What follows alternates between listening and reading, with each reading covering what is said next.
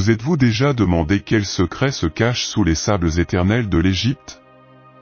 Préparez-vous pour un voyage passionnant à travers l'histoire, alors que nous vous révélons certaines des découvertes les plus extraordinaires qui vous laisseront bouche bée. Pouvez-vous imaginer une mystérieuse cité perdue, récemment découverte par des archéologues, entourée d'énigmes pendant des siècles? Ou pensez à vous tenir devant le tombeau perdu d'un ancien pharaon, dont les trésors sont restés intacts depuis des millénaires. Préparez-vous à être surpris en explorant les régions inexplorées du passé égyptien, révélant des découvertes incroyables qui ont le potentiel de surprendre tout le monde. Numéro 1. La découverte d'une ancienne carte égyptienne datant d'il y a 5000 ans remet en question l'idée selon laquelle Christophe Colomb aurait été le premier étranger à atteindre l'Amérique. Cette découverte pourrait modifier notre compréhension historique et nécessiter des modifications des manuels. De plus, d'autres découvertes, telles que la culture Nagada et le mystérieux œuf nubien, soulèvent des questions sur l'ancienne civilisation égyptienne et sa connaissance des Amériques.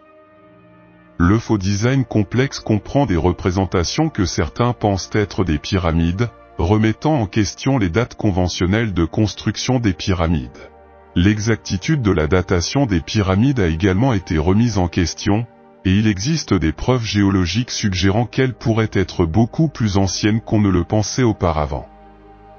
De plus, la carte incluse dans les peintures découvertes à Oni montre une précision géographique surprenante, incluant le continent américain, et évoquant la possibilité de contacts transocéaniques bien plus tôt qu'on ne le pensait auparavant. Ces découvertes remettent en question nos conceptions du voyage et des premières interactions entre les civilisations et suggèrent l'existence d'un réseau complexe d'échanges de connaissances et de technologies dans un passé lointain. Numéro 2. À l'occasion du centenaire capital et encore plus énigmatique de la révélation de la tombe du roi Toutankhamon, un lieu de sépulture a émergé qui a captivé les historiens et les passionnés d'histoire. Au plus profond du site archéologique de Saqqara à Gizeh, une tombe non documentée contenant les restes d'une mystérieuse reine royale appelée Net a été révélée.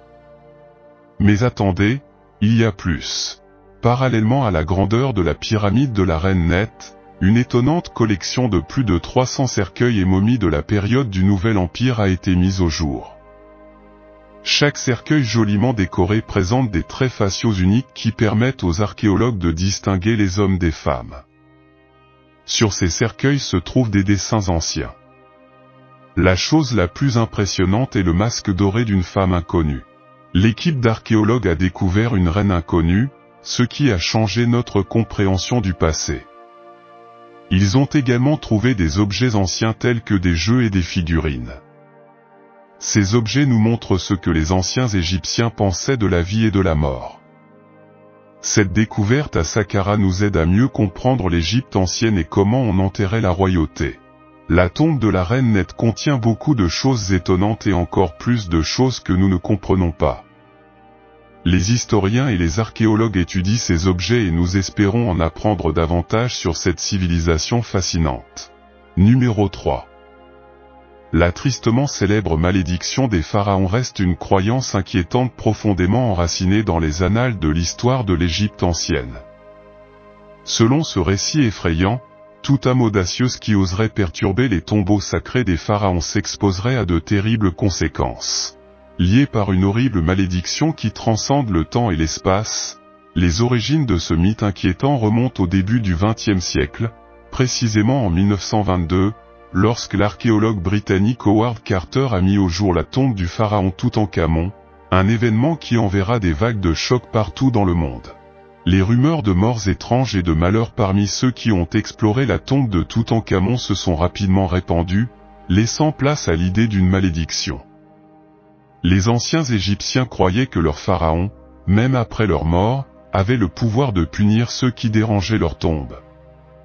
Même si certains pensaient que les malheurs étaient dus à la maladie plutôt qu'à une malédiction, l'histoire reste un mystère intrigant. Certains croient au surnaturel, tandis que d'autres recherchent des explications logiques. Cette histoire reflète le mystère entourant la culture égyptienne antique et l'intérêt humain pour l'inconnu. Numéro 4.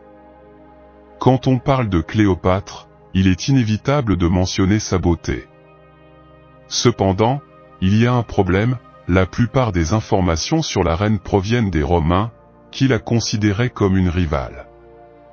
Imaginez que votre collègue jaloux ou votre voisin désagréable vous caractérise. Dans quelle mesure serait-ce vrai? La même chose s'est produite avec Cléopâtre. Cependant, les Romains n'ont jamais trouvé le tombeau de la reine. Selon la légende, Cléopâtre a tenté de tromper tout le monde en cachant le lieu de son repos éternel afin qu'il ne soit jamais découvert, et étant donné que le tombeau n'a pas encore été retrouvé, elle a peut-être réussi. Cependant, cela pourrait bientôt changer avec la découverte de Taposirimania. Si les tunnels mènent à une tombe, celle-ci pourrait appartenir à Cléopâtre et à son mari, Marc-Antoine. Selon Plutarque, lorsqu'Octave Auguste envahit l'Égypte avec ses armées romaines et s'empara d'Alexandrie, Marc-Antoine se suicida en tombant sur son épée et mourut dans les bras de Cléopâtre, qui fut ensuite enterrée à côté de lui dans le mausolée. 2 semaines plus tard, la reine Cléopâtre suivit le même sort pour lui offrir un hommage et se laissa mordre par un serpent venimeux. Une histoire d'amour tragique et tout ça. Jusqu'à présent, aucune autre tombe n'a été trouvée d'un dirigeant de la dynastie des Ptolémées, c'est-à-dire de ceux qui ont gouverné l'Égypte après Alexandre le Grand. Les tombes se trouveraient toutes dans le quartier somptueux d'Alexandrie et semblent submergées, comme le reste de la zone. Numéro 5. Dans l'Égypte ancienne, les pharaons épousaient souvent leurs sœurs ou demi-sœurs, ce qui peut paraître étrange à notre époque. Mais ils avaient des raisons particulières pour le faire.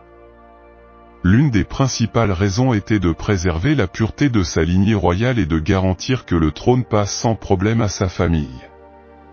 Ils croyaient également que le mariage avec des parents proches avait une signification religieuse importante. Les pharaons étaient considérés comme des dieux sur terre, et le fait de se marier avec des proches reflétait l'union des dieux dans les histoires anciennes. De plus, ces mariages ont contribué à nouer des alliances politiques. Ils pouvaient unir différents groupes familiaux et régions par le biais de liens matrimoniaux. Même si cela peut nous paraître étrange aujourd'hui, à l'époque, cela avait du sens pour eux en raison de leurs croyances et de la façon dont ils considéraient la royauté et la religion. Les coutumes anciennes étaient souvent différentes des nôtres, et ces unions familiales constituaient une partie importante de la vie des pharaons et de la société égyptienne antique. Numéro 6. La médecine égyptienne a démontré un degré de progrès remarquable pour son époque et a laissé des traces dans des papyrus anciens remontant à au moins 5000 ans. Ces papyrus fournissent des informations précieuses sur les maladies, les diagnostics et les remèdes. Même si à ses débuts, la médecine égyptienne était basée sur les sortilèges et la magie religieuse, les médecins pratiquaient déjà des actes médicaux et chirurgicaux. Parmi les papyrus les plus remarquables figurent le papyrus de Berlin, le papyrus Iversi et le papyrus Côme, qui se concentrent sur la pathologie générale, la gynécologie et la pédiatrie. Le papyrus d'Edwin Smith décrit des cas de traumatisme et reflète les connaissances égyptiennes sur les organes humains, notamment les vaisseaux sanguins et le cœur. Jusqu'à l'invasion perse en 525 avant J.C., les pratiques médicales égyptiennes sont restées largement constantes. Ils ont réalisé des interventions chirurgicales simples et non invasives. Ils découvrirent les propriétés médicinales des plantes locales et étrangères, proposant diverses recettes dans leurs papyrus pour traiter les problèmes de santé. Par exemple, le papyrus d'Iversi propose plus de 800 remèdes, notamment des onguents topiques, des bandages et des médicaments oraux. Les Égyptiens utilisaient également des outils chirurgicaux métalliques, découverts dans la tombe de Karl, en bronze. La chirurgie était courante pour traiter les blessures physiques. Ils ont développé un système de triage qui classe les blessures en catégories traitables, douteuses et incurables. Parmi les outils utilisés figuraient des scies, des cuillères, des pinces, des couteaux, des perceuses, des pinces et bien plus encore. La circoncision était une pratique courante et ils utilisaient des prothèses telles que des orteils, des yeux et des langues artificielles. Il possédait de solides connaissances chirurgicales en matière de momification et d'autopsie religieuse, leur permettant de bien comprendre la morphologie humaine. Ils ont même réussi à déduire correctement la fonction de certains organes. Ils comprenaient que le sang transportait l'oxygène et éliminait le dioxyde de carbone, et ils connaissaient le pouls et sa relation avec le cœur. Ils ont théorisé sur les canaux qui transportaient l'air, le sang et l'eau à travers le corps, développant des méthodes pour traiter les maladies à l'aide de laxatifs qui débloquaient ces canaux. Le papyrus Iber mentionne le lavement comme méthode d'administration de médicaments en général. Certaines pratiques médicales égyptiennes, notamment dans le domaine de la chirurgie, étaient efficaces, comme le décrit le papyrus d'Edwin. Les médecins égyptiens antiques promouvaient l'hygiène et une alimentation saine comme mesure préventive contre les maladies. De plus, ils possédaient des connaissances médicales approfondies qui ont déconcerté les scientifiques modernes. Numéro 7.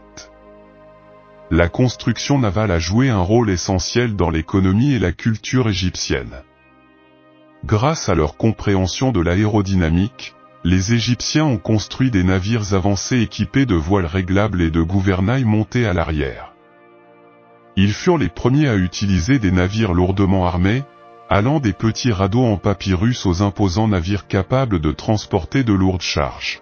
Un exemple notable est le navire Khéops, un navire bien conservé qui continuerait à naviguer aujourd'hui. Même si ce n'est qu'en 2400 Avenue qui a réussi à construire des navires capables de défier les vagues de la Méditerranée. À l'époque des pyramides, les bateaux égyptiens n'avaient pas de quilles et utilisaient plutôt des cordes pour éviter de chavirer. Propulsés par des rames et de hautes voiles, on connaît des navires qui se sont aventurés au Liban à la recherche de bois précieux. Vers 1500 avant JC, les Égyptiens maîtrisaient la construction de quilles et de coques renforcées intérieurement, donnant naissance à deux types de navires, les navires à large coque pour le transport de marchandises et les galères étroites pour la guerre. Lors de leur voyage en mer, les Égyptiens étaient guidés par des cadrans solaires et des constellations pour déterminer leur emplacement. Certains experts suggèrent qu'ils avaient également des connaissances en électricité, car des chambres souterraines ont été découvertes sous le temple de Dendera qui pourraient contenir d'anciennes ampoules, ainsi qu'un objet ressemblant de façon frappante à une ampoule. Bien que ce sujet continue de faire l'objet de débats parmi les chercheurs, il reste possible que les anciens Égyptiens aient donné une signification scientifique plus profonde aux images et aux textes qu'ils ont laissés derrière eux. Les Égyptiens ont laissé un héritage important en astronomie, dont la précision est toujours d'actualité. Bien qu'à son époque elle n'était pas considérée comme une science indépendante, la connaissance égyptienne était profondément enracinée dans sa religion et sa mythologie. Numéro 8. Médaillon du pharaon. Cette découverte concerne le pharaon Akhénaton, un ancien et célèbre dirigeant. Akhénaton est connu pour son apparence particulière qui ressemble à celle d'une femme, ce qui est inhabituel pour un dirigeant masculin. Il était le père de Toutankhamon et le mari de Néfertiti, une reine controversée. Son médaillon est le plus discuté. Il montre une sorte de véritable vaisseau au disque ressemblant à une soucoupe volante, avec une tête semblable à celle d'un extraterrestre sur le dessus. Cela a conduit à des débats sur la question de savoir si les extraterrestres étaient liés à l'Égypte ancienne. Cependant, le médaillon n'existe qu'en photo et nous ne pouvons pas être sûrs de ce qu'il signifiait réellement pour les Égyptiens. Numéro 9. Un phénomène particulier que l'on retrouve dans la plupart des statues est le nez cassé, le sphinx étant l'un des exemples les plus remarquables.